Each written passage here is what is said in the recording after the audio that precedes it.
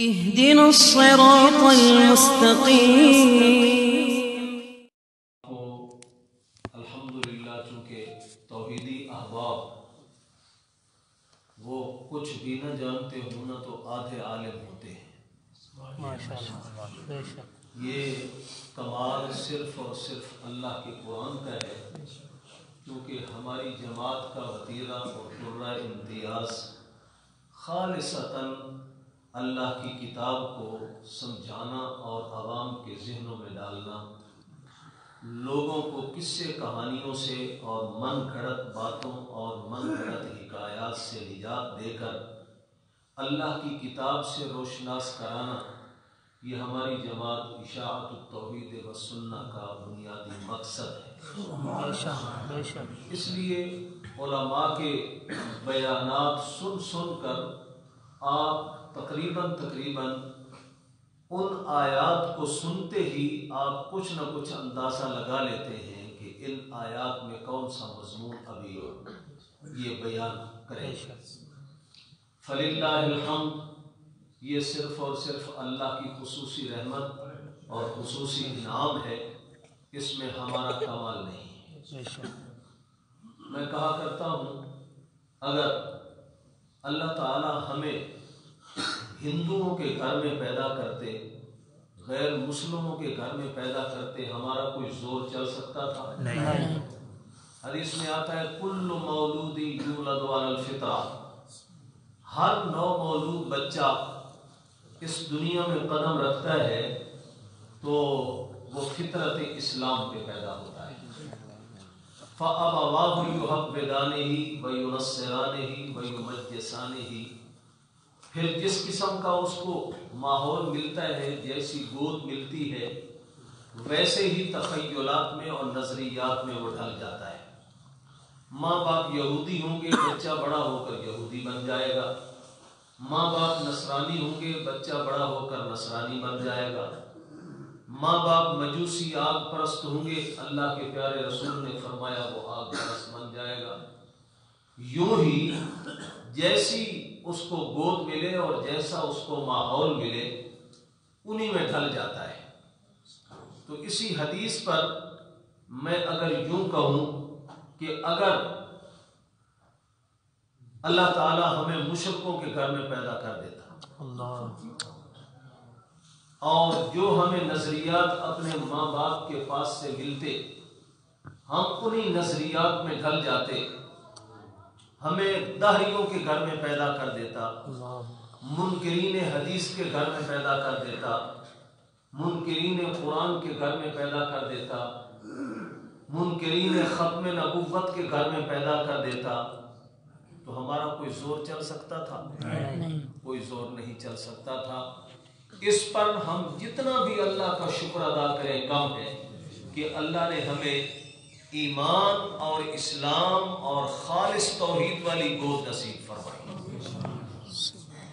اور پھر اس کے بعد اللہ کا خصوصی انعام اور خصوصی فضل کہ اس نے ہمیں اس جماعت سے منسلک کیا جس جماعت کا مشن خالصتاً مشن انبیاء لا الہ الا اللہ۔ تو یہ بات میں نے اس لیے کہی کہ چونکہ ہم اللہ کی توحید کی آیات سن سن کر تقریباً آدھی آیات یا اس کا کچھ نہ کچھ حصہ ہمیں زبانی یاد ہوتا ہے، اس لیے اس آیت کے سننے سے آپ کو اندازہ ہو چکا ہوگا کہ اس میں اللہ نے کیا مضمون بیان کیا۔ میرے بھائیوں، یہ تفسیر جلالین، اس کو تھوڑا سا تعارف بھی کروا دوں، اس لیے جلالین کہا جاتا ہے کہ اس کو لکھنے والے دو عالم اور دونوں کا نام جلال الدین تھا۔ دونوں کا نام کیا تھا؟ جلال الدین۔ ایک جلال الدین محلی لقب سے ملقب ہے، اور دوسرے جلال الدین سیوطی کے لقب سے ہے۔ ان کی نسبت سیوط کے ایک شہر کی طرف ہے جو مصر کے شہروں میں سے ایک شہر ہے۔ تو ایک جلال الدین سیوطی کہلائے، دوسرے جلال الدین محلی کہلائے۔ 15 پاروں کی تفسیر ایک عالم نے لکھی، ان کا انتقال ہو گیا، پھر دوسرے عالم نے اس تفسیر کو مکمل کیا، باقی 15 پارے لکھی۔ دونوں کا نام چونکہ جلال الدین تھا، تو عربی میں جب کسی لفظ کا تثنیہ بنایا جاتا ہے تو اس کو الف اور نون یا نون کے اضافے سے اکٹھا کر دیا جاتا ہے، تو یہ جلالین بن گئے، یعنی 2 جلال تھے، 2 جلال الدین تھے جنہوں نے اس تفسیر کو مکمل فرمایا۔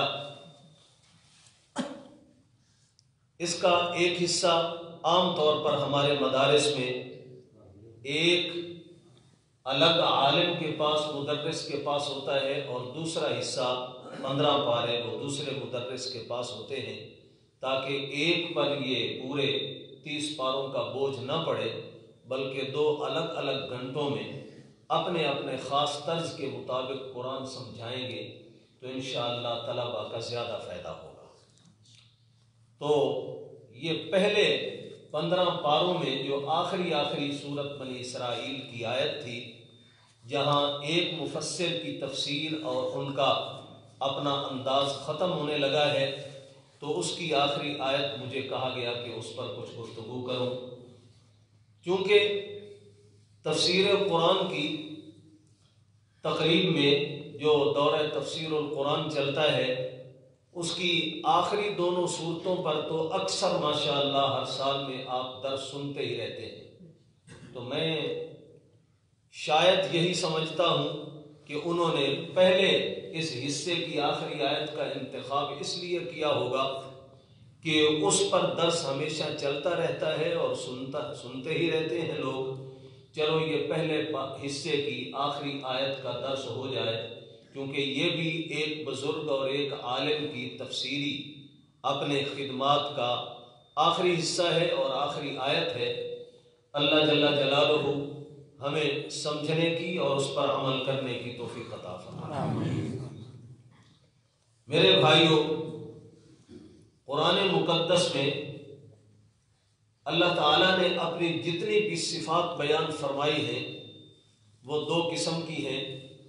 بعض کو صفات سلبیہ کہا جاتا ہے اور بعض کو صفات ایجابیہ کہا جاتا ہے، یا یوں بھی سمجھ سکتے ہو کہ سلبیہ کا دوسرا نام جلالیہ اور اثباتیہ کا دوسرا نام جمالیہ کہا جا سکتا ہے۔ ان دونوں صفات کو جب اکٹھا کیا جائے تو وہ ذات اور وہ شخصیت وجود میں آتی ہے جس کو ہم کہتے ہیں اللہ۔ سبحان اللہ۔ صفات سلبیہ کون سی ذات ہے، کون سی صفات ہیں؟ سلب سے ہے، اور سلب کا معنی کسی چیز کی نفی کرنا، تو سلبیہ صفات اللہ کی وہ ہوں گی کہ جن میں اللہ سے ان صفات کی نفی کی جائے جن میں عیب اور نقص کا شبہ پڑتا ہے۔ مثلا ہم کہیں اللہ کی کوئی اولاد نہیں، اللہ کی کوئی بیوی نہیں، اللہ کا کوئی کنبہ اور قبیلہ نہیں، اللہ پر موت نہیں، اللہ پر نیند نہیں، اللہ پر اونگ نہیں، اللہ پر بیماری نہیں، اللہ پر کمزوری نہیں، اللہ پہ فنا اور زوال نہیں۔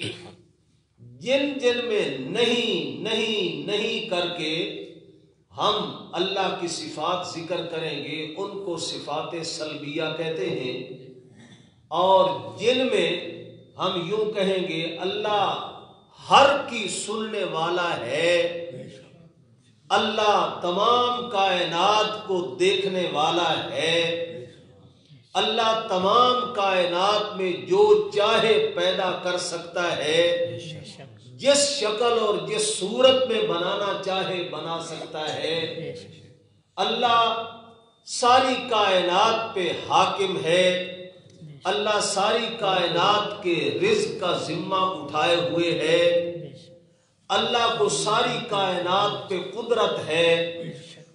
جن جن صفات کو بیان کرنے میں ہم ہے کہتے جائیں گے ان کو صفات ایجابیہ کہا جائے گا، اور جن جن میں ہم نفی کرتے ہوئے کہیں گے اللہ میں یہ کمزوری بھی نہیں، یہ بھی نہیں، یہ بھی نہیں، ان کو صفات سلبیہ کہا جائے گا۔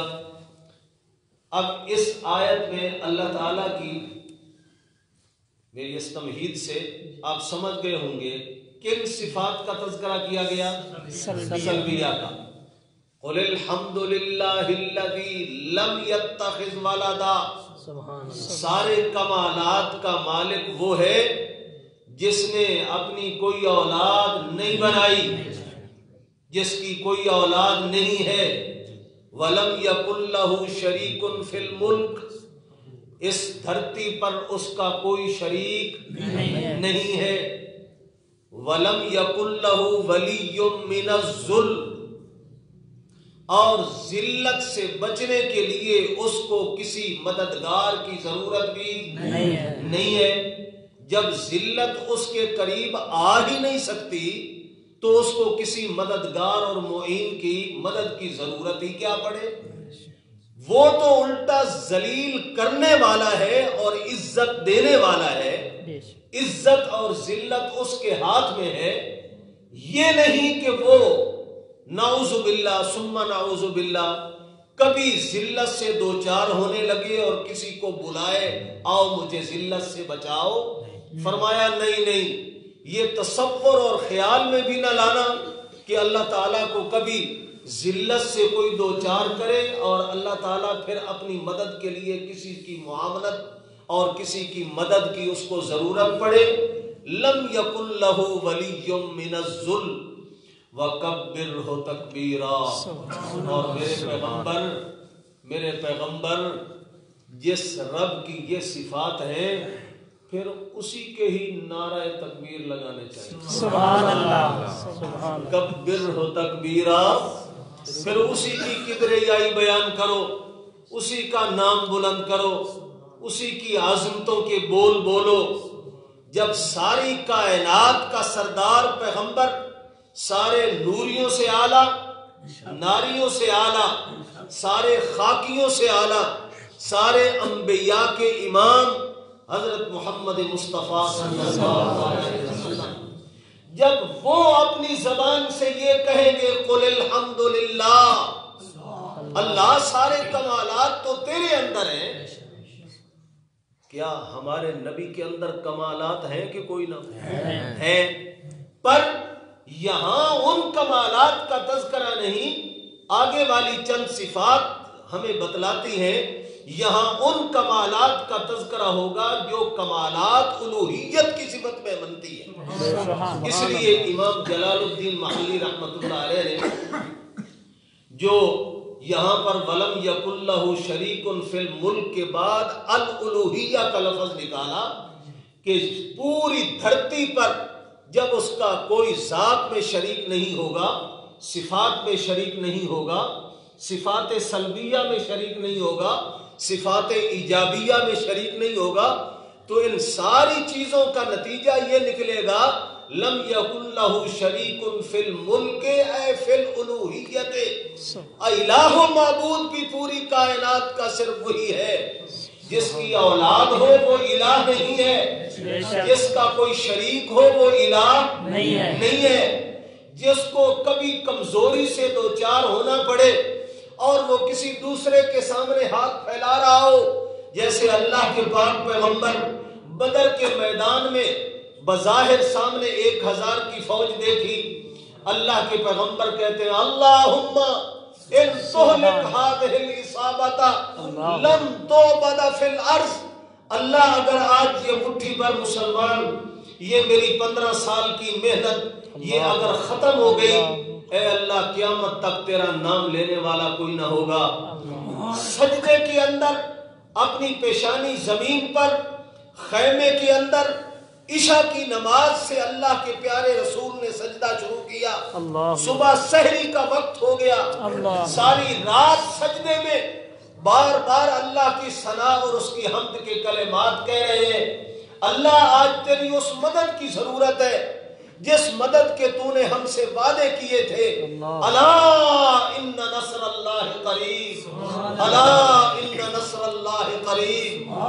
نبیو، میرے نبی کے یارو، میرے نبی کے شاگردوں، ٹھیک ہے تم پر بڑے کٹھن اوقات آ چکے ہیں، لیکن گھبرانا نہیں۔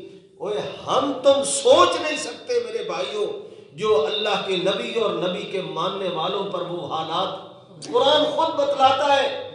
زلزلو،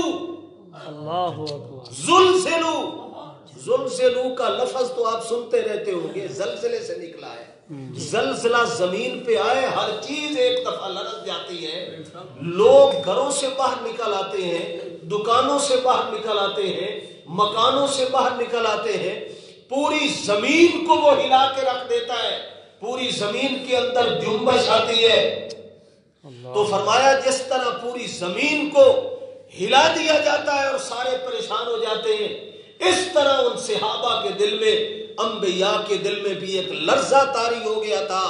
کیا بنے گا، کیا انجام ہوگا، کیا عاقبت ہوگی ہمارے اس مشن کی، اور کن صورتوں سے ہمیں دوچار ہونا پڑے گا۔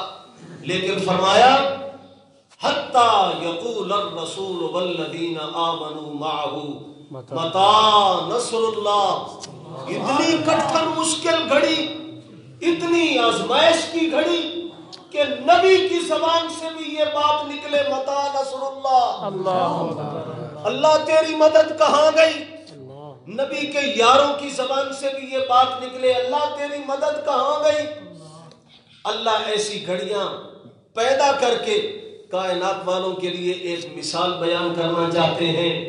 لوگوں، کمالات کا مالک، الوہیت کا مالک، الوہیت کی صفت سے متصف ذات صرف اور صرف وہ ذات ہے جس کا کائنات میں کوئی شریک نہیں، جس کا کائنات کے اندر کوئی حامی و ناصر نہیں، جس کو کبھی ذلت سے دوچار ہونے کا موقع نہیں آتا، اس کو کسی کی مدد مانگنے کی ضرورت نہیں پڑتی، ورنہ ساری کائنات کے پیر و مرشد حضرت محمد الرسول اللہ صلی اللہ علیہ وسلم پر بھی وقت آیا جس نے کسی اور سے مانگا اور کائنات کو دکھلایا۔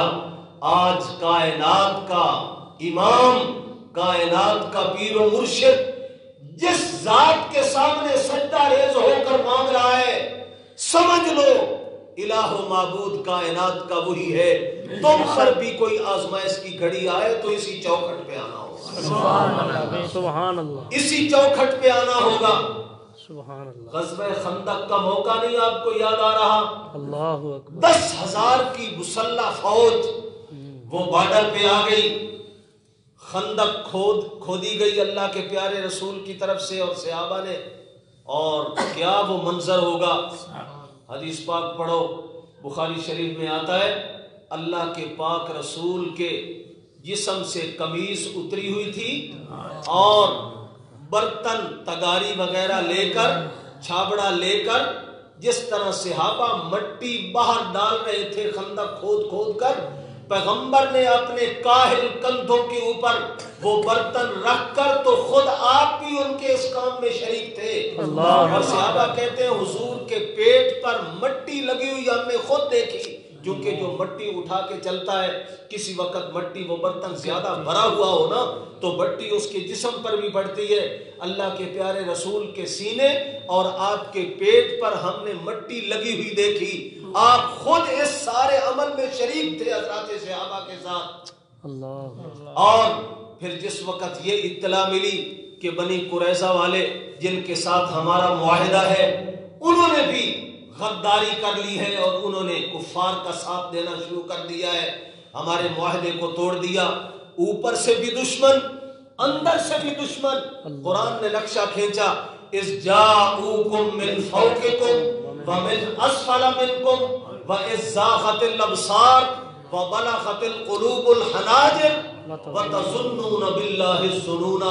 اے ایمان والو یاد کرو جب تمہاری آنکھیں الٹ چکی تھیں، تمہارے دل گلے تک پہنچ چکے تھے اور تم پتہ نہیں کیا سے کیا گمان کر رہے تھے اللہ کے بارے میں، پتہ نہیں آج ہمارے ساتھ کیا بنتا ہے. ایسی حالت میں اللہ کے پاک رسول کے پاس ایک آدمی آیا، یا رسول اللہ بڑی مشکل گھڑی ہے، کوئی دعا سکھلاؤ، وظیفہ سکھلاؤ، جس وظیفے کو پڑھے ہماری یہ مشکل حل ہو جائے.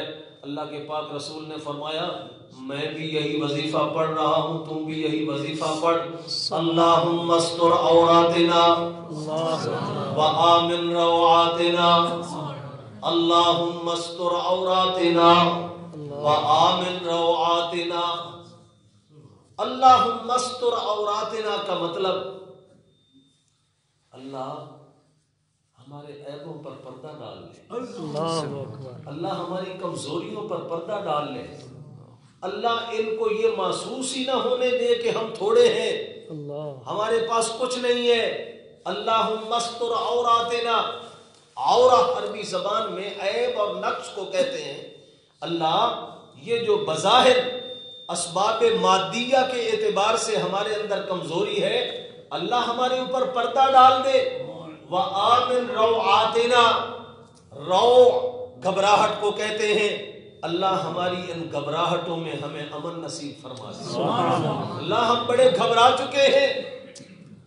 تو جس ذات کی طرف امام الانبیاء بھی اللہم اللہم اللہم استر عوراتنا بدر میں مانگا، تب بھی اللہم ان تہلک ہذہ العصابۃ لن تعبد فی الارض. آج خندق میں بھی اللہم استر عوراتنا وآمن روعاتنا. اس سے پچھلی آیت میں مضمون بھی یہی ہے، قل ادعوا اللہ سبحان اللہ، چاہے اللہم کہہ کر پکارو، یا اللہ کہہ کر پکارو، یا رحمان کہہ کر پکارو، کوئی پابندی نہیں. ایما تدعو فلہ الاسماء الحسنی. یہ سارے ہی اللہ کے بڑے خوبصورت نام ہیں. یا ستار کہو تمہاری مرضی، یا جبار کہو تمہاری مرضی، یا ارحم الراحمین کہو تمہاری مرضی، یا خیر الرازقین کہو تمہاری مرضی، یا خیر الحاکمین کہو تمہاری مرضی، خیر الفاتحین کہو تمہاری مرضی. اللہ کے نام گنتے جاؤ. ایما تدعو فلہ الاسماء الحسنی. اس کے بڑے خوبصورت نام ہیں. تو چونکہ بعض لوگوں کو وسیلے کا بڑا شوق ہوتا ہے نا، اللہ تعالیٰ فرماتے ہیں اجے وسیلے دا شوق پورا کرنا ہوئے تے میرے نامہ نالوں کسے دا نام سونا ہے. فلاح الاسماء الحسنی، وہ مجھے میرے نام کا وسیلہ دیا کرو. اللہ تجھے تیری رحمت کا وسیلہ، یا کریم تجھے تیرے کرم کا وسیلہ، یا ستار تجھے تیری ستاری کا وسیلہ، یا ارحم الراحمین تیری رحمت کا وسیلہ، یا رزاق تو ساری کائنات کی پوری کرنے والا ہے حاجتوں کو اور رزق کی ضرورتوں کو، میری ضرورتوں کو بھی پورا کر. ایما تدعو فلہ الاسماء الحسنی. یا تے دسو بھائی میرے نالوں خوبصورت نام کسے دے ہومن کائنات تے جے میرے نالوں ذات وچ بھی حسین کوئی نہیں، صفات وچ بھی حسین کوئی نہیں، تے پھر احسن نو چھوڑ کے حسینہ دے پیچھے جاندے ہو. نہیں سمجھ آئی یہ میرے بھائی جانتے ہوں گے. احسن اس میں تفضیل کا صیغہ ہے، جس کو کہتے ہیں اس جیا کائنات جو ہوئے ہی کوئی نہیں. سب سے اعلیٰ و برتر، سب سے حسین، سب سے اجمل، سب سے احسن. فرمایا من احسن من اللہ، من احسن من اللہ، من احسن من اللہ. اوے کون ہے کائنات کے اندر جو اللہ سے احسن ہو، جو اللہ سے خوبصورت ہو. جب حدیث پاک میں بھی اس جملے کی وضاحت موجود ہے، ان اللہ جمیل یحب الجمال. اللہ خود بھی بڑے خوبصورت ہیں اور خوبصورتی اور جمال کو پسند کرتے ہیں. میرے بھائیوں عرض میں یہ کر رہا تھا کہ رب نے ہمیں وسیلے کا شوق پورا کروانے کے لیے کہا اگر وسیلہ ڈالنا ہو تو مجھے میرے نام کا ہی وسیلہ ڈالو، اور پیغمبر علیہ السلام کی دعاؤں کو پڑھو جو آپ نے زوال سے لے کر غروب آفتاب تک میدان عرفات میں 5 گھنٹے وقوف کر کے مسلسل اللہ کی صفتوں کو بیان کیا اور دعاؤں کو بیان کیا۔ حقیقت بات ہے، آدمی پڑھتا ہے اور ہمارے رونگٹے کھڑے ہو جاتے ہیں کہ اللہ کے پیارے رسول نے اپنے آپ کو کتنا گرا دیا، کتنی عاجزی، کتنی کسر نفسی۔ اللہم انی اسألک، اللہم انی اسألک، اللہم انی ابتہل الیک ابتحال البائس المذنب الفقیر الذلیل۔ اللہ مجھ سے زیادہ فقیر کوئی نہیں، مجھ سے زیادہ مسکین کوئی نہیں، میں مذنب اور گناہگار تیرا بندہ اور میں ذلتوں میں گرا ہوا۔ اللہ اکبر، ایک دفعہ لفظ سوچو، باعث المذنب الذلیل۔ ہاں میرے رب نے اسی لیے کہا آج پوری کائنات کا پیر و مرشد جس ذات کو اس کے ناموں کا واسطہ دے رہا ہے نا، اللہم انی اسألک بکل اسم هو لک سمیت بہ نفسک او انزلتہ فی کتابک او علمتہ احدا من خلقک اب استأثرت بہ فی مکنون الغیب عندک۔ اللہ میں تجھے ہر اس نام کا واسطہ دیتا ہوں، بکل اسم هو لک سمیت بہ نفسک، جو تو نے آپ نے اپنی ذات کا وہ نام رکھا، تو نے خود اپنے لیے جو جو نام تجویز کیے، میں ان سارے ناموں کا بھی واسطہ دیتا ہوں۔ او انزلتہ فی کتابک، یا کسی بھی اپنی کتاب میں، تورات میں، انجیل میں، زبور میں، قرآن میں، یا صحف ابراہیم و موسیٰ میں، جہاں جہاں کوئی اپنا نام ذکر کیا، اللہ انہاں سارے ناموں دا واسطہ ہی سبحان اللہ سبحان اللہ۔ او علمتہ احدا من خلقک، یا اپنی مخلوق میں سے جس فرشتے کو، جس نبی کو، جس پیغمبر اور رسول کو تو نے اپنا کوئی نام بتا دیا ہو کہ میرا یہ نام بھی ہے، اگرچہ میرے علم میں وہ ابھی تک نہ آیا ہو، اللہ میں ہر اس نام کا بھی تیرے سامنے واسطہ دیتا ہوں۔ اور اگلی بات سنیے، اب استأثرت بہ فی مکنون الغیب عندک، اور ان سارے ناموں کا بھی واسطہ دیتا ہوں جو ابھی تک تو نے کسی کو بھی نہیں بتلایا۔ سبحان اللہ۔ نہ آدم کو، نہ شیس کو، نہ ادریس کو، نہ موسیٰ کو، نہ عیسیٰ کو، نہ ابراہیم کو، نہ نوح علیہ السلام کو، نہ میں محمد الرسول اللہ کو۔ سبحان اللہ۔ کیونکہ مکنون الغیب تبھی بنے گا جو اللہ نے اپنے پردہ غیب میں چھپا کے رکھے ہوئے ہیں اور ابھی تک کسی کو بھی نہیں بتلایا۔ ان لوگوں کی بھی نفی ہو گئی جو کہتے ہیں اللہ کے رسول سب کچھ جانتے ہیں، اور اللہ نے کوئی شاید چھپا کے نہیں رکھی، سب کچھ اپنے پیغمبر کو علم نصیب کر دیا۔ اللہ کا پیغمبر خود کہہ رہا ہے نہیں نہیں، کچھ اللہ کے ایسے نام بھی ہیں جو مجھے بھی اللہ نے اب استأثرت بہ فی مکنون الغیب عندک، یہ سارے ناموں کے واسطے اللہ نے اجمالی طور پر کوئی نام چھوڑیا نہیں، سارے ناموں کا واسطہ دے کر ہمیں تمہیں تعلیم دے دی۔ کائنات والو، میں بھی اپنے اللہ سے دعا مانگتا ہوں، اسی کے نام کا واسطہ دے کر دعا مانگتا ہوں، اور تمہیں بھی ضرورت پڑے، نہ میرے واسطے کی ضرورت ہے، نہ نوح علیہ السلام کے واسطے کی، نہ آدم کے واسطے کی، نہ موسیٰ اور عیسیٰ علیہ السلام کے واسطے کی، نہ کسی جن اور بھوت کے واسطے کی، نہ کسی نوری یا ناری کے واسطے کی، جس ذات کو اس کے حسین ناموں کا میں واسطے دے رہا ہوں، اسی کے تم بھی واسطے دے کر بلاؤ، اور قرآن کی تعلیم بھی یہی ہے، سبحان اللہ، ایما تدعو فلہ الاسماء۔ پھر بہت اونچی آوازیں نکال کے ہو کرنے کی ضرورت بھی نہیں ہے۔ ان تجہر ولا تجہر بصلاتک ولا تخافت بہا، سبحان اللہ، نہ بہتی ڈنڈ پاؤ سارے محلے نو سر تے چاہو تے نہ دل میں، بلکہ اتنا ہو کہ اپنے آپ کو سناؤ۔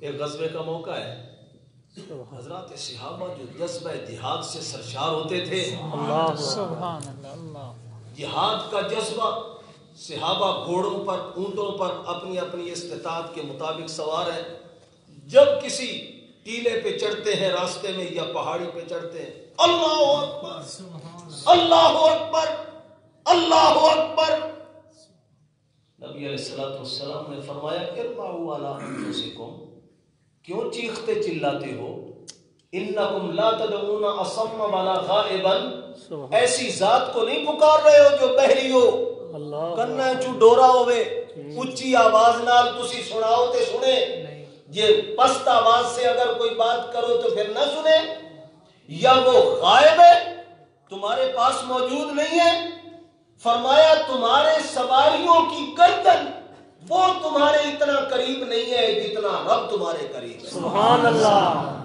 اس لیے کیوں چیختے ہو اور چلاتے ہو اور اپنے آپ کو مشقت میں ڈالتے ہو، ذرا درمیانی خیر الامور اوسطها، قرآن نے بھی وہی انداز ہمیں سکھلایا، لا تجہر بصلاتک ولا تخافت بها وابتغ بین ذلک سبیلا۔ اللہ کے پاک رسول ایک دفعہ تہجد کے وقت مسجد میں آئے، دیکھا ابو بکر بھی تہجد میں تلاوتیں کر رہا ہے، عمر بھی کر رہا ہے، ابو بکر سے پاس سے گزرے تو پست آواز میں دل میں تلاوت کر رہا ہے، ابو بکر کے پاس سے گزرے تو بڑی اونچی آواز سے تلاوت کر رہا ہے۔ اس حضرت عمر صبح جس وقت نماز سے فارغ ہوئے، رات تو کچھ نہ کہا، دونوں کو بلا لیا، کہا مررت بک یا ابا بکر وانت تخفض من صوتک، میں رات تیرے پاس سے گزرا تھا تو بہت ہی پست آواز کے ساتھ تلاوت کر رہا تھا، کیا وجہ ہے؟ ابو بکر کہنے لگے میں اس ذات سے باتیں کر رہا تھا جو مناجات اور دل کی باتیں بھی سنتا ہے، سبحان اللہ، تو مجھے اونچی آواز سے کیا ضرورت ہے کہ کچھ کہنے کی، وہ تو دل کے راز بھی جانتا ہے۔ حضرت عمر کو بلایا، اس کو کہا میں تیرے پاس سے گزرا اور ترفع من صوتک، اونچی آواز سے تلاوت کر رہا تھا، اتنی اونچی آواز نکالنے کی کیا ضرورت؟ انہوں نے کہا اطرد الشیطان واوقظ الوسنان، میں یا رسول اللہ تواڈے کول سنے اسی بھئی جس ویلے بندہ نماز پڑھن لگے نا تو شیطان آ جاتا ہے کول، دل میں وسوسے ڈالتا ہے، تو میں اس لیے اونچی آواز سے قرآن پڑھ رہا تھا کہ قرآن کی صفت ہے اذا ذکرت ربک فی القرآن وحدہ ولوا علی ادبارہم نفورا، سارے شتونگڑے نس جاندے، شیطان بھی تے شیطان کی ذریت بھی سب کے سب بھاگ جاتے ہیں، سبحان اللہ۔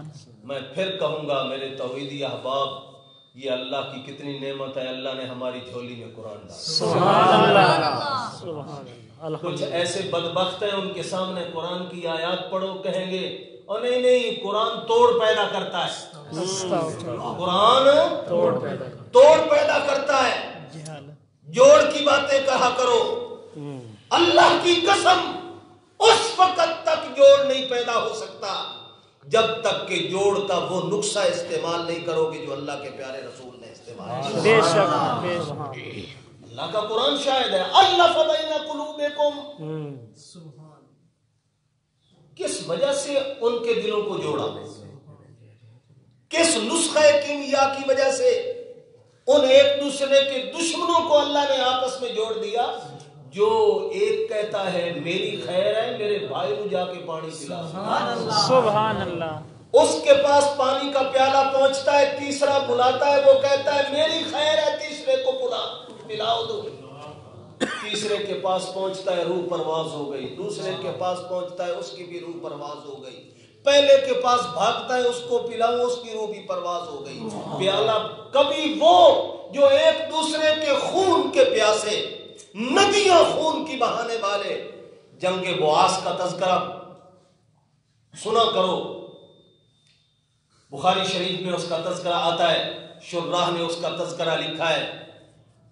اوس خزرج دو انصار کے قبیلے تھے، ان میں آپس میں جنگ شروع ہوئی پھر نہیں رکی اور 120 سال تک جنگ جاری رہی، سوا صدی پوری تقریباً 120 سال تک ایک دوسرے کے خون کی ندیاں بہانے والے۔ آج یہ قرآن کا ہی تو نسخہ تھا، جس نسخے کو اللہ کے پیارے رسول نے استعمال کیا، اور پھر یہ حال ہوتا ہے کہ پیالہ پانی کا اسی حالت میں باقی ہے، کسی کو نصیب نہیں ہوا، ایک کہتا ہے میری خیر ہے انہوں پلا دو، میری خیر ہے انہوں پلا دیو، پیالہ کا پانی کسی کو نہیں نصیب ہوا، تینوں کے تینوں جامع شہادت۔ اللہ، اس سے الفت پیدا ہوگی اور جوڑ پیدا ہوگا۔ ہاں، بات کیا چل رہی تھی؟ خوش نصیب، تسی بھی بول گئے، ہم خوش نصیب ہیں، اور الحمدللہ ہم اس پر اللہ کا لاکھ لاکھ شکر ادا کرتے ہیں کہ اللہ نے ہماری جھولی میں قرآن ڈالا ہے، خواب اور کشف اور مراقبوں کی کہانیاں نہیں ڈالی۔ ہاں، ابو بکر اور عمر کی بات چل رہی تھی، عمر کہنے لگے اطرد الشیطان، میں اونچی آواز سے اس لیے قرآن پڑھ رہا تھا کہ شیطان کو بھگا دوں، کیونکہ قرآن شیطان سنتا ہے تو وہاں ٹھہرتا نہیں ہے۔ پڑھو اللہ کے پیارے نبی کی حدیث کو، اللہ کے پیارے رسول نے فرمایا جس گھر کے اندر سورت بقرہ پڑھی جائے گی شیطان کی جرأت ہے وہاں پر ٹھہر سکے، فوراً بھاگ جائے گا۔ اور دوسرا میرا مقصد اوقظ الوسنان، میں سست بندہ جو ابھی تک بسترے پر پڑا ہے، میں اس کو جگا رہا ہوں کہ میری اس آواز کو سن کر اللہ اس کو بھی اٹھنے کی توفیق عطا فرمائے۔ یہ میرے دو مقصد ہیں۔ لیکن اللہ کے پیارے رسول نے فرمایا یا ابا بکر اخفض من صوتک، ارفع من صوتک، و یا عمر اخفض من صوتک۔ ابو بکر، عمر، شان تمہاری بڑی بلند ہے، بڑا ہی اونچا مقام ہے، اور کیوں اونچا مقام نہ ہو؟ اللہ کے پیارے رسول نے فرمایا میرے بعد کسی مسئلے میں الجھن پڑ جائے تو یہ میرے دو وزیر ہیں، ان کی اقتدا کرنا، اقتدوا من بعد اللذین ابا بکر و عمر، ان دونوں کے پیچھے چلنا۔ شان کیوں بلند نہ ہو؟ اللہ کے پیارے رسول نے خود اپنی زبان نبوت سے فرما دیا، لیکن ان کو بھی فرمایا شان بڑی بلند، پر یہ تواڈی اپنی مرضی چلنی ہے تو میں کس واسطے آیا؟ ابو بکر نہ تیری چلے گی، عمر نہ تیری چلے گی، جب محمد عربی کی نبوت کا سورج ابھر چکا ہے تو اب انہی کی چلے گی، قیامت تک انہی کی چلے گی۔ اس لیے تو ذرا تھوڑا سا آواز کو پست کر لے، عمر کو کہا، اور عمر کو ابو بکر کو کہا تو تھوڑا سا آواز کو تو قرآن بھی یہی بتلاتا ہے لا تجہر بصلاتک ولا تخافت بها وابتغ بین ذلک سبیلا۔ اور یہ اونچی آواز سے بھی بہت نہیں اور پست آواز سے بھی بہت نہیں، اللہ درمیانی چال میں کہنا کیا ہے؟ اللہ نے فرمایا وہ وظیفہ میں بتلا دیتا ہوں، قل الحمدللہ، سبحان اللہ، قل الحمدللہ الذی لم یتخذ ولدا، اپنی زبان پہ یہ بول ہر وقت جاری رکھو، اللہ سارے کمالات کا تو مالک ہے، جس میں عیب نام کی تو کوئی چیز ہی نہیں ہے۔ جس میں کمزوری نام کا تصور ہی کوئی نہیں ہے. لم یتخذ ولدا. کوئی لوگ اول تو اپنی اولاد پیدا کرنے کی کوششیں کرتے ہیں. ایک شادی کی اولاد نہیں ہوئی، دوسری کر لی، تیسری کر لی، چوتھی کر لی. جب 4 دا عدد پورا ہو گیا پھر پچھوں ایک ایک نو طلاق دیندا آیا تے اگے ایک ایک ہور. کسے طریقے سے میری اولاد پیدا ہو جائے. پر رب تعالی فرماتے ہیں ان یمسسک اللہ بضر فلا کاشف له الا هو. اگر وہ کوئی تکلیف یا بیماری بنا دے تو کوئی کھول نہیں سکتا. ما یفتح اللہ للناس من رحمت فلا ممسک لہ وما یمسک فلا مرسل لہ من بعدہ. جس کے لیے وہ دروازہ بند کر دے کوئی کھولنے والا نہیں ہے، اور جس کے لیے وہ کھول دے کوئی بند کرنے والا نہیں ہے. تو اللہ بند کر دے گے کون کھولے؟ چاہے جتنی شادیاں بھی کر لو. اب جب یہ سارے اسباب ختم ہو جاتے ہیں اب اس کے بعد کہتے ہیں اچھا میں اپنے بھائی کا بچہ لے کے پال لیتا ہوں، اپنی بہن کا بچہ لے کے پالتا ہوں، اپنے اور کسی عزیز کا رشتہ دار کا بچہ پالتا ہوں. اس دوسرے کے بچے پالنے کو اتخاذ ولد کہتے ہیں. کیا کہتے ہیں؟ اتخاذ ولد. یعنی ایک تے ہے بھئی اپنا بچہ جمے، یہ نہ جمے تے دوسرے دا لے کے پالے، اس کو اصطلاح شریعت میں کہتے ہیں اتخاذ ولد. متبنہ بناونا، پتریلا بناونا، کسے دا بیٹا لے کر لے پالک بنانا. اللہ تعالیٰ فرماتے ہیں نہ تے میں آپ جمعیا تے نہ میں کسے دا پالیا ہے، نہ کسی کو بیٹا بنایا. کیوں؟ اور بیٹا وہ بناتے ہیں جن کو موت کے بعد یہ شبہ ہو، خطرہ ہو ہماری جائیداد لوگ ساری کی ساری لوٹ لیں گے، ہمارے خزانے، ہماری ملیں، ہماری فیکٹریاں، ہمارے سارے بینک بیلنس، ہماری گاڑیاں، یہ سب کے سب لوگوں کے کام آئے گی. چلو کوئی تو ہو نا پیچھے سنبھالنے والا ہماری جاگیر کو. لیکن میں وہ ذات ہوں وسع کرسی السماوات والارض. میری کرسی ایسی مضبوط ہے. لم یتخذ ولدا. اور لوگوں کو موت کے بعد خطرے ہوتے ہیں، مجھے کیا خطرہ؟ موت آوے ہی نہیں. جب موت آنی ہی نہیں میرے اوپر، مجھے کسی کو پتریلا بنانے کی ضرورت ہی نہیں ہے. وَلَمْ يَكُنْ لَهُ شَرِيكٌ فِي الْمُلْكِ. نہ ہی کائنات کے اندر ان تمام صفات کے اندر میرا کوئی شریک ہے.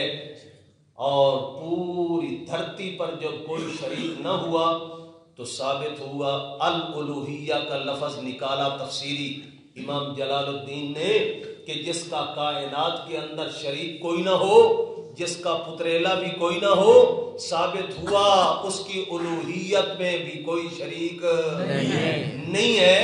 وہی کائنات پہ یکتا ہے اور کرتا دھرتا ہے. اور آگے فرمایا وَلَمْ يَكُنْ لَهُ وَلِيٌّ مِّنَ الذُّلِّ. ولیٌ کے بعد کہا يَنْصُرُهُ مِنْ أَجَلِ الذُّلِّ. تو من اجل الذل کہہ کر اشارہ کیا کہ من الذل میں من اجلیہ ہے. چونکہ ان دونوں حضرات کا انداز یہ ہے کہ کسی مقام پہ کوئی صرفی بات بیان کریں گے، کسی اکثر یہ ہے کہ انہوں نے قرآن کے ترکیبی نکات کو بڑا بیان کیا ہے اور بتلاتے ہیں کہ یہاں پر یہ چیز کیا بن رہی ہے، یہ شرط بن رہی ہے، جزا بن رہی ہے، یہ مصدر بن رہا ہے، یہ کیا ہے کیا نہیں. نحوی اعتبار سے ان حضرات نے بڑا حل کیا ان کو. اس لیے من الظلم میں من چونکہ کئی معنوں کے لیے آیا جایا کرتا ہے، من تبعیضیہ بھی ہوتا ہے اور کبھی من اجلیہ بھی ہوتا ہے. یہاں پر یہ من بیانیہ بھی ہوتا ہے. یہاں پر یہ بتلانا چاہتے ہیں کہ من اجلیہ ہے. کیا مطلب؟ اس رب کو کوئی ایسے ناصر اور مددگار کی ضرورت نہیں. ینصرہ من اجل الذل کہ کبھی رب کو کوئی ذلت سے دوچار ہونے کا خطرہ پڑ جائے اور پھر اس کو کسی مددگار کی ضرورت پڑے. عامی بھائی میں مشکل پھنسے ہوا ہوں. مسلمان کا یہ عقیدہ نہیں ہے. البتہ کچھ بے سمجھ لوگ انہوں نے ایک داستان گڑھی ہوئی، انہوں نے ایک داستان گڑھی. چلو چھوڑتے ہیں وقت کی قلت کی وجہ سے، پھر صحیح انشاءاللہ. اے لم یذل، وہ اللہ تعالیٰ کبھی ذلت سے دوچار نہیں ہوتا. فیحتاج الی ناصر، کہ اس کو کسی ناصر کی محتاجی ہو، کسی مددگار کی ضرورت پڑے، ایسی بات نہیں ہے. وَكَبِّرْهُ تَكْبِيرًا، اے عظمہ تعظیما، عظمتاً تامۃ، اس رب کی ایسی عظمت، ایسی کبریائی بیان کرو تام درجے میں، مکمل درجے میں، جس میں اتخاذ ولد والی بات سے بھی مبرہ ہو جائے. اس کا کوئی شریک نہیں، کوئی اس کا بیٹا نہیں، کوئی پتریلا نہیں. اور والشریک والذل وکل ما لا یلیق بہ، بلکہ ہر وہ چیز جو اللہ کی شان کے خلاف ہے، اس کے شایان شان نہیں، ان تمام چیزوں سے وہ ذات مبرہ اور پاک صاف ہو جائے. میرے خیال میں، امید ہے میرے عوامی بھائیوں کو بھی کچھ باتیں سمجھ آ رہی ہوں. وترتیب الحمد علی ذلک للدلالۃ علی انہ المستحق لجمیع المحامد لکمال ذاتہ وتفردہ فی صفاتہ. یہ ایک سوال مقدر کا جواب ہے. سوال یہ ہے، ابھی تھوڑا سا پھر ابتدا کی طرف آ جائے. اللہ کی صفات کتنی قسم کی؟ دو قسم کی. کون کون سی؟ سلبی اور ایجابی. سلبی جن میں نفی ہو، نہیں نہیں نہیں نہیں ہو تو وہ سلبیہ. جن میں اللہ یوں بھی ہے، یوں بھی ہے، یوں بھی ہے، یہ صفت ہے، یہ صفت ہے، اس کو ایجابیہ صفات کہا جاتا ہے. اب جب مقام سلب کا ہو، بھائی میں کہوں تیرے کو مکان بھی کوئی نہیں، تیرے کو اپنی گڈی بھی کوئی نہیں، تیرے کو نوکر بھی کوئی نہیں، یہ اس کی میں کمزوری بیان کر رہا ہوں یا اس کا کمال بیان کر رہا ہوں؟ اب اللہ تعالیٰ فرماتے ہیں جہاں صفات سلبیہ کا بیان ہوتا ہے وہاں لفظ سبحان آتا ہے. کیا آتا ہے؟ اللہ تو پاک ہے. سبحان کا کیا معنی؟ سبحانک اللہم، اللہ تو پاک ہے. لیکن کس سے پاک ہے؟ ہر عیب سے پاک ہے، ہر کمزوری سے پاک ہے، موت سے پاک ہے، فنا سے پاک ہے. جہاں اللہ کے کمالات کا تذکرہ ہو، صفات ایجابیہ کا تذکرہ ہو، وہاں لفظ حمد آتا ہے. کیا آتا ہے؟ الحمدللہ. ہم کیا تعریف کرتے ہیں؟ معنی اس کا سارے کمالات تیرے، ساری تعریف، کیونکہ تعریف کمال کی بنا پہ ہوتی ہے، اس لیے یوں کہو کہ ساری تعریفیں تیرے لیے، یا یوں کہو کہ سارے کمالات تیرے لیے، ایک ہی بات ہے. لم يتخذ ولدا ولم يكن له شريك في الملك ولم يكن له ولي من الذل. چاہیے تھا یہاں لفظ سبحان کا آتا، کیونکہ جب نفی آ رہی ہے مختلف چیزوں کی، وہاں پر لفظ سبحان کا چاہیے، لفظ حمد کا نہیں چاہیے. لیکن اللہ نے ویسے نفی کی بعض صفتوں کی لفظ بولا سبحان، الحمدللہ. اللہ سارے کمالات کا تو مالک ہے، بظاہر جوڑ لگتا کوئی نہیں. حضرت مصنف رحمۃ اللہ علیہ فرماتے ہیں ترتیب الحمد علی ذالک للدلالۃ علی انہ المستحق لجمیع المحامد. بھائی اپنے معاشرے دے وچ بندیاں دے اوتے قیاس کر کے اللہ دے اوتے قانون فٹ نہ کرو. بھئی اے بندیاں دے وچ اسی آکھ دیے تیرے کو مکان بھی کوئی نہیں، دکان کوئی نہیں، گاڑی کوئی نہیں، رہن سہن کے لیے کچھ نہیں ہے، اچھا لباس کوئی نہیں ہے، خادم نوکر کوئی نہیں ہے. یہ جس وقت بندوں کے لیے کہو گے تو اس کی کمزوری آئے گی، لیکن جس وقت اللہ سے ان تمام چیزوں کی نفی ہوگی، اللہ کا کمال آئے سبحان اور لفظ کمال آئے گا تو وہاں پر بات لفظ حمد کی ضرورت پڑتی ہے. اس لیے اللہ نے فرمایا جب میں نے یہ کہہ دیا کہ میرا شریک کوئی نہیں، میرا بیٹا کوئی نہیں، بیوی کوئی نہیں، قبیلہ کوئی نہیں، باقی اور کمزوری میرے اندر کوئی نہیں، کمال ہی کمال ہے، تو پھر وہاں الحمدللہ قل الحمدللہ الذی لم یتخذ ولدا. اس کے اوپر پھر ایک روایت مسند امام احمد کی بطور حوالے کے پیش کرتے ہیں. ان معاذ الجہنی رضی اللہ عنہ عن النبی صلی اللہ علیہ وسلم انہ کان یقول آیت العز الحمد للہ الذی لم یتخذ ولدا. آیت العز عزت کے حصول کی کوئی تمنا رکھتا ہو، عزتوں پر فائز ہونا چاہتا ہو، ذلتوں اور پستیوں سے نکلنا چاہتا ہو، آیت العز الحمدللہ الذی لم یتخذ ولدا.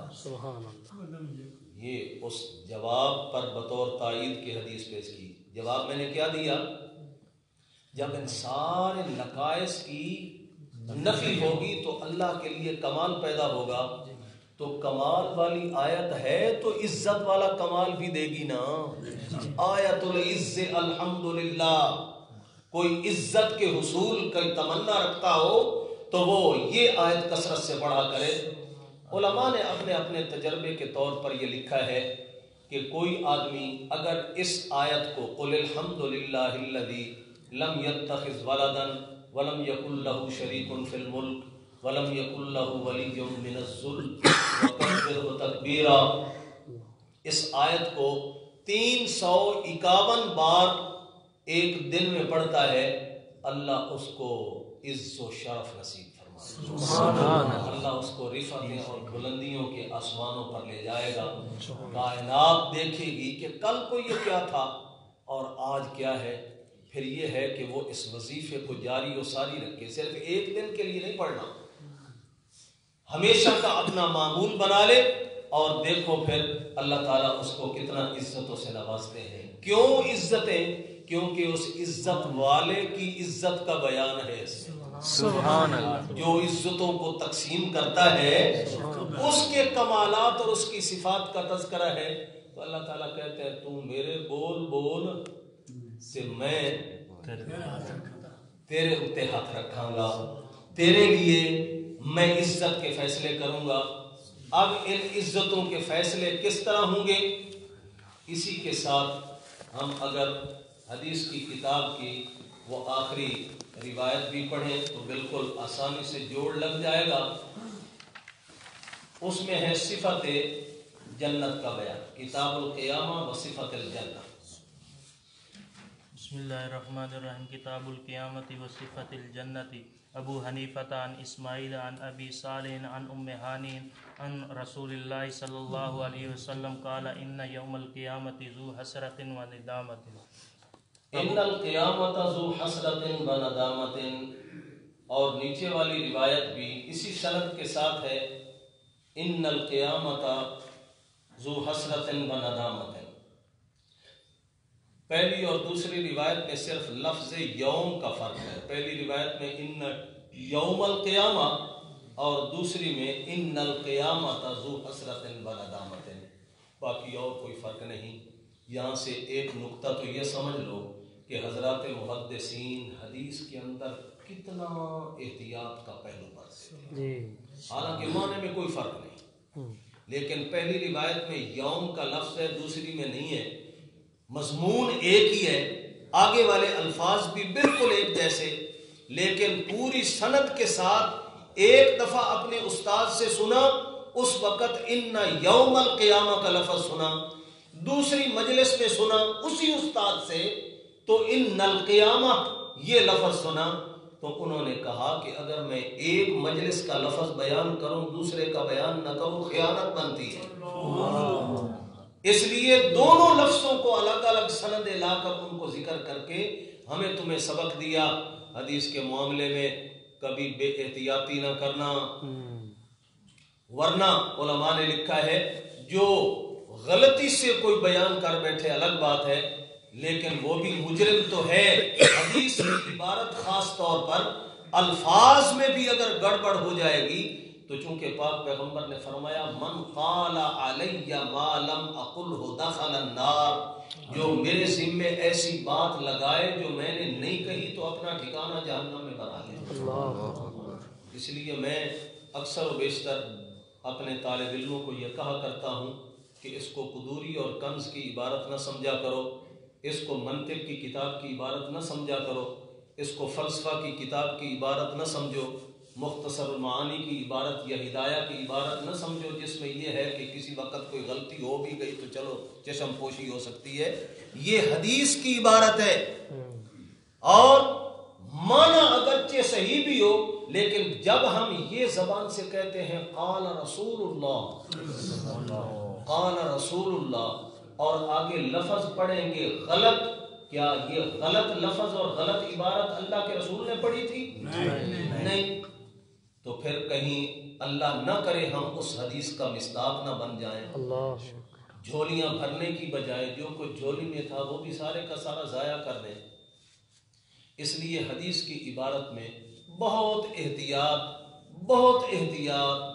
احتیاط کی ضرورت ہے، جس میں ایک لفظ کا بھی اگر فرق ہو تو جیسے امام ابو حنیفہ رحمۃ اللہ علیہ کا یہاں کمال احتیاط کا پہلو دیکھیے، اپنے استاذ اسماعیل سے ایک دفعہ ان یوم القیامہ سنا، دوسری دفعہ ان القیامہ سنا، تو دونوں لفظوں کے فرق کو الگ الگ سندوں کے ساتھ ان کو بیان کر دیا۔ معنی اور مفہوم ان کا یہ ہے کہ قیامت کا دن حسرت اور ندامت اور شرمساری کا دن ہوگا۔ یہ قرآن کی اس آیت کی طرف اللہ کے پیارے رسول نے اشارہ فرمایا، وَأَنذِرْهُمْ يَوْمَ الْحَسْرَةِ، 24ویں پارے کی آیت ہے، وَأَنذِرْهُمْ يَوْمَ الْحَسْرَةِ إِذْ قُضِيَ الْأَمْرُ، 16ویں پارے میں آتا ہے، وَأَنذِرْهُمْ يَوْمَ الْحَسْرَةِ إِذْ قُضِيَ الْأَمْرُ وَهُمْ فِي غَفْلَةٍ وَهُمْ لَا يُؤْمِنُونَ۔ میرے نبی ان کو ڈراؤ اس دن سے جو انتہائی حسرت کا دن ہوگا۔ لیکن ایک سوال پیدا ہوتا ہے کہ حسرت کافر مشرک نافرمانوں کے لیے تو ہو، جو مومن جنت میں پہنچ جائیں گے، جن کو جنت کا مقام ملے گا، ان کے لیے کیا حسرت اور ندامت ہے؟ لیکن آگے حدیث میں چونکہ کفار کا اور نافرمانوں کا تذکرہ کوئی نہیں کہ یہ قیامت کا دن حسرت اور ندامت کا دن ہوگا، صرف کفار کے لیے ہوگا، نہیں، یہاں پر ایک مطلق بات کہہ دی کہ قیامت کا دن حسرت اور ندامت کا اور شرمساری کا دن ہوگا۔ اللہ شراح حدیث کی قبروں کو منور فرمائے۔ فرماتے ہیں ہاں اللہ کے پیارے رسول نے سچ فرما دیا، مطلقاً جنتی بھی حسرت کرے، جہنمی ہو تو حسرت ہوگی ہی ہوگی، لیکن جنتی بھی حسرت میں مبتلا ہوں گے۔ یا اللہ، ان کو کیا حسرت؟ قرآن کہتا ہے لَكُمْ فِيهَا مَا تَشْتَهِي أَنفُسُكُمْ وَلَكُمْ فِيهَا مَا تَدَّعُونَ، جو کچھ تمہارے جی میں آئے ساری جنت تمہارے حوالے، جو چاہو تمہارے سامنے حاضر کر دیا جائے گا۔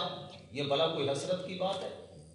لیکن جنت میں پہنچنے کے بعد جنتی کو دنیا کے ان لمحات میں سے، ان مجالس میں سے اس لمحے اور اس مجلس پر حسرت ہوگی جس مجلس میں دنیا کی گپ لگاتا رہا اور اس مجلس پوری کے اندر اللہ کا ذکر نہیں کیا۔ اللہ، آج ہم گھنٹوں کی گھنٹے مجلسیں قائم کرتے ہیں اور بے پرکی اڑاتے ہیں، مغرب مشرق شمال جنوب جو کچھ آئے اس میں لطیفے اور طرفے چھوڑے جاتے ہیں، لیکن پاک رسول نے فرمایا کہ جس وقت مجلس برخاست ہو تو اس وقت یہ جو دعا پڑھ لیا کرو، سبحان ربک رب العزت عما یصفون وسلام علی المرسلین والحمد للہ رب العالمین۔ اس مجلس میں جو غلط سلط باتیں زبان سے نکلتی ہیں یہ جملہ سب کا کفارہ بن جاتا ہے. سبحان یاد کر لو اس کو. سبحان ربک عما یصفون وسلام علی المرسلین والحمد للہ رب العالمین. اور اگر یہ یاد نہ رہے تو مطلقاً اللہ کا کوئی ذکر سبحان اللہ الحمدللہ لا الہ الا اللہ پوری مجلس میں جس میں اللہ کا ذکر نہیں کیا ہوگا مومن نے جنت میں پہنچنے کے بعد بھی دنیا کی اس مجلس پر اس کو حسرت اور ندامت ہو. آئے وہ میرا لمحہ اور مجلس اللہ کے ذکر سے کیوں خالی رہ گیا. آگے جنت کا تذکرہ ہے, پڑھیے بھائی. ابو حنیفہ عن اسماعیل عن ابی صالح عن ام ہانٍ قالت قال رسول اللہ صلی اللہ علیہ وسلم ان اللہ خلق من الجنت مدینة من مسک اظفر ماؤها سلسبیل وشجرها خلقت من. اس کا معنی سنتے جاؤ. اللہ تعالیٰ نے جنت کے اندر ایک ایسا شہر بنایا ہے جس شہر کا وہ کس سے بنایا؟ من مسکن اظفر, بڑی ہی مہک اور بڑی خوشبو والی کستوری سے بنا ہوا ہے. ماؤها سلسبیل, جس کا پانی سلسبیل چشمے کا ہوگا جو جنت میں ہے. شجرها خلقت من نور, اس کے درخت سارے نور کے بنے ہوئے. فیہا حور حسان, اور اس کے اندر حوریں ہوں گی بہت خوبصورت. علی کل واحدۃ 70 ذوابۃ, ہر حور کے سر پر 70 بالوں کی مینڈیاں ہوں گی. لو ان واحدۃ منہا اشرقت فی الارض لاضاءت ما بین المشرق والمغرب. ایک بالوں کی مینڈی اگر دنیا میں ظاہر ہو جائے تو رات کی تاریکیاں ختم ہو جائیں, رات کی اندھیریاں ختم ہو جائیں, مشرق مغرب تک ہر چیز روشن ہو جائے. وَلَمَلَأَتْ مِنْ طِيبِ رِيحِهَا مَا بَيْنَ السَّمَاءِ وَالْأَرْضِ, اور اس کی اتنی خوشبو کہ آسمان و زمین کا سارا خلا اس کی مہک سے سبحان اللہ معطر ہو جائے. یا رسول اللہ سبحان اللہ. خوش نصیب ہوگا جس خوش نصیب کو یہ جنت کا وہ مدینہ اور شہر اور یہ اس کے اندر نور کے بنے ہوئے درخت اور یہ حوریں جس کی ایک مینڈھی میں اتنی چمک, بالوں کے ایک گچھے میں اتنی چمک, مشرق مغرب تک ساری دنیا روشن ہو جائے اور آسمان و زمین کا سارا خلا معطر ہو جائے. لمن ھذا, کس کے لیے ہے؟ تو حضور صلی اللہ علیہ وسلم نے فرمایا لمن کان سمحا فی التقاضی. اللہ اکبر. لمن کان سمحا فی التقاضی, جو بندہ کسی سے اپنا حق مانگتے ہوئے نرم بول بولے. سبحان اللہ. کسی سے اپنا قرض لینا ہے, اپنا حق وصول کرنا ہے, سخت زبان استعمال نہیں کرتا, بد اخلاقی سے پیش نہیں آتا. اخلاق بڑی اچھی چیز ہے, اخلاق بڑی اچھی چیز ہے. حتیٰ کہ ایک حدیث پاک میں آیا کہ قیامت کے دن جنت میں نماز اور روزہ اور حج اور زکوٰۃ والی عبادتیں اتنی بھاری نہیں ثابت ہوں گی جتنے اچھے اخلاق اس طول اور پلڑے لوگ. ہاں, اس لیے اس میں ہمیں حسن اخلاق کا سبق دیا گیا ہے کہ وہ حوریں اور وہ جنت جس کی یہ ساری شان آپ نے سنی کس کو ملے گی؟ لمن کان سمحا فی التقاضی, جو لوگوں سے اپنا حق وصول کرنے میں سختی نہ کرے, نرمی سے پیش آئے. ایک یہودی نے حضور سے قرض لینا تھا, آیا بڑی غلیظ زبان استعمال کی, صحابہ کو برداشت نہ ہوئی, صحابہ اٹھے اس کو مارنے کے لیے. آئے بدبخت, تو ہماری موجودگی میں امام الانبیاء صلی اللہ علیہ وسلم کے ساتھ ایسی غلیظ زبان استعمال کرتا ہے. جب صحابہ اٹھے حضور سمجھ گئے کہ یہ اب اس کو ماریں گے, فرمایا ٹھہر جاؤ بیٹھ کر. للسائل حق, اللہ اکبر. جس نے حق لینا ہو اس کو تو ایسا حق پہنچتا ہے. اب تمہیں یہ حق نہیں پہنچتا کہ تم اس کے ساتھ بد اخلاقی کرو, ورنہ تمہارے اس میں فرق کیا رہ جائے. وہ یہودی غیر مسلم بھی وہی مظاہرہ کرے اور تم بھی اس کے ساتھ وہی مظاہرہ کرو، نہیں، بلکہ جو کرنے کا کام ہے وہ کرو. اس کا میں نے ایک اونٹ دینا ہے تو وہ اونٹ خریدو اور اس کو دے دو. صحابہ نے اونٹ کی تلاش کی، یا رسول اللہ یہاں جتنے اونٹ ہمیں نظر آ رہے ہیں جو اس کو دینا ہے اس سے عمر میں بڑے موٹے تازے، اس والا اونٹ جو تھا وہ عمر میں چھوٹا اور جسم کے اعتبار سے بھی دبلا پتلا تھا. فرمایا وہی اعلیٰ قسم کا اونٹ دے دو. اللہ کیوں؟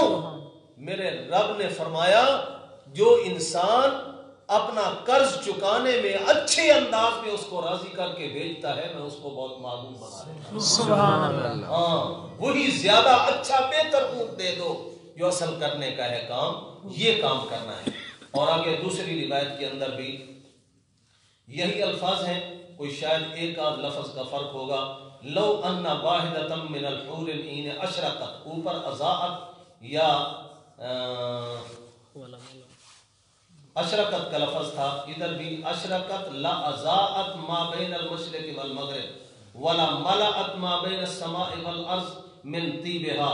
وفی روایت قالت قال رسول اللہ صلی اللہ علیہ وسلم ان للہ مدینۃ خلقت من مسک اظفر معلقۃ تحت العرش وشجر من نور وماؤها السلسبیل وحور عینها خلقت من نبات الجنان على كل واحدة منهن 70 ذوابة لو ان واحدة منهن علقت. صرف اس ایک لفظ کا فرق تھا، اوپر اشرقت کا لفظ تھا، یہاں علقت کا لفظ ہے، معنی دونوں کا ایک ہے. یہاں پر بھی محدثین کی کمال احتیاط کا پہلو ہے.